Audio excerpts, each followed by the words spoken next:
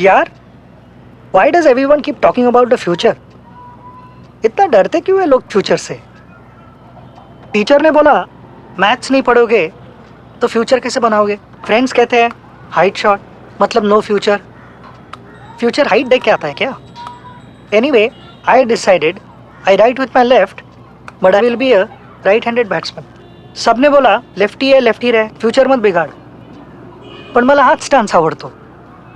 Grip तो सही रहा, स्ट्रेट ड्राइव भी सही लगा, and I will get better at it. I will practice and practice and practice. I am not afraid of the future.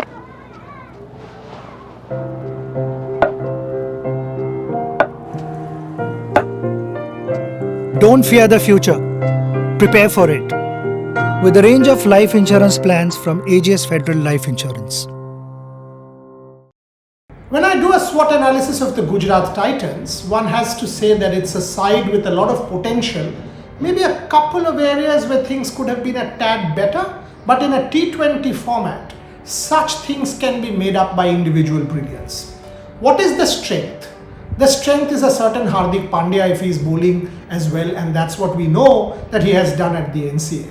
In that interview with us, Hardik clearly articulated the point that he is to play the IPL as an all-rounder. If you remember that interview, he repeatedly said, yes, I want to bowl and bat indeed. I want to come back as an all-rounder.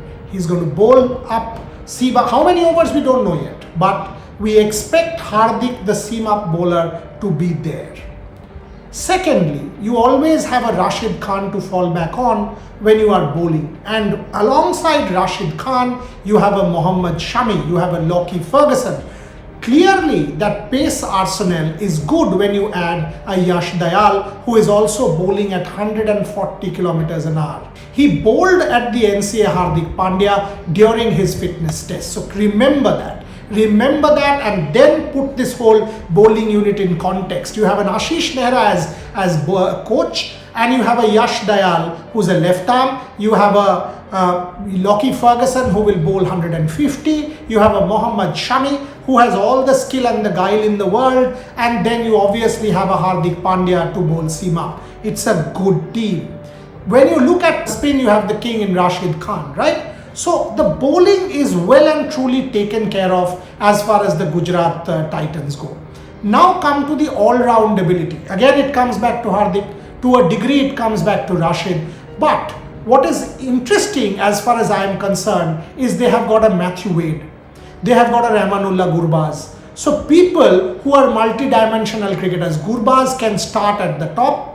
Gurbaz can come and give that brisk start that he has so often done for Afghanistan. A Matthew Wade, when the Australian players come, we have seen Matthew Wade do that job as an opener and also the job as a finisher for Australia in the World Cup and for his respective BBL team. So that middle order has players with all-round ability, obviously to go with Hardik Pandya. To the batting. The batting, a lot of people are talking about Abhinav Manohar Sadrangini. People are saying, why did other franchises not go for him? So clearly the batting, you have a youngster at the start of your order who has tremendous promise. You have people who have already done well at the international level. For some of them, you have broken your bank. You picked up a Shubman Gill at the draft stage. Shubman Gill, all of us know, is a bundle of talent. Kolkata Knight Riders was not so happy to give up on Shubman Gill. We know that they would have gone for Gill at the auction.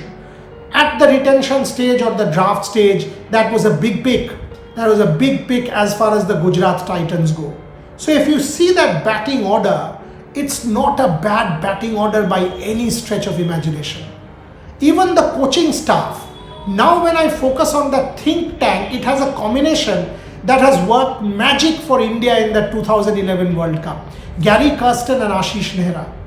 Ashish Nehra, obviously one with guile and skill, has coached in the IPL in the past, but Gary Kirsten has won India a 2011 World Cup as coach. So that combination, Gary Kirsten and Ashish Nehra as part of the Gujarat Titans think tank, is seriously a potent combination. Alongside, you also have the Englishman Vikram Solanki. So in every sense, the team management that the Gujarat Titans has put together is also one that is of real potential. The last couple of minutes I want to focus exclusively on Hardik Pandya. No player, and I'm saying this with all honesty, no player will look at this IPL with more importance than Hardik Pandya. If Hardik Pandya has to come back to the Indian team for the World T20 in Australia, this is his platform. We know that after the World Cup in Dubai, he went on a long break.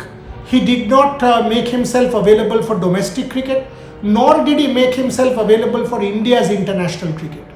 He was recuperating, he was also recharging his batteries mentally, overcoming injury. We all know a good Hardik Pandya or a fit Hardik Pandya is an asset for any team. And here he has the additional responsibility of leader. So if a Hardik Pandya is in full bloom, that's what the Gujarat Titans will be after. In that interview, he repeatedly articulated how he has built his leadership philosophy on the lines of MS Dhoni. We will need to see to what extent he is able to implement it in practice. But as I said, one of the people who this IPL, all of us will be waiting to watch how he performs from the front will have to be Hardik Pandya. So in a sense, it is a team which may be to a degree reliant on certain individuals, and in T20 cricket it often happens. So Gujarat Titans will bank on their key players, a Pandya, a Gill, a Shami, a Ferguson, a Rashid Khan for key delivery. And if they do that, make no mistake, this is a team that is capable of beating any team on their day.